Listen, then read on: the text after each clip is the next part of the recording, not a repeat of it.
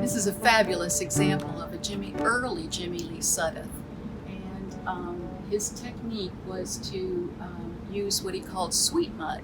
And that was Alabama red clay, originally mixed with cane syrup.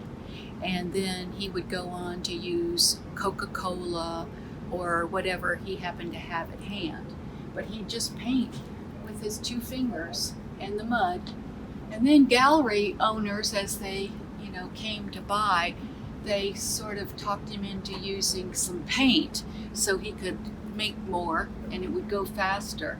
So he combined it, with the paint. But that sweet mud is what you want to look for if you buy a Jimmy Lee Sudduth. So this is another great example of a Jimmy Lee Sudduth. And this one is all pigment. He didn't use any paint at all. But what he used to do is darken his pigment with coffee grounds. And then if he wanted something lighter, like the dots, he'd put flour in the mud, and that would lighten it up a little bit.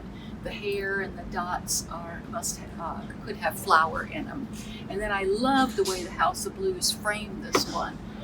Instead of having a lot of dead space there just to make a pure rectangle, they went out and around, or actually Jimmy Lee probably used this piece of wood, found it the way it was, but how clever to go around it.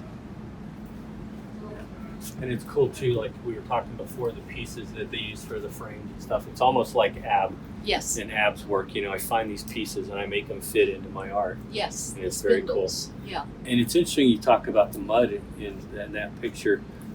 It's good to note that every House of Blues, in its foundation under the stage, is they take Mississippi Delta mud, and there is a portion of that under every stage in every House of Blues. It was something Isaac started. That's a wonderful. And it's something that's kind of our foundation's built. Yes, on that Mississippi red mud.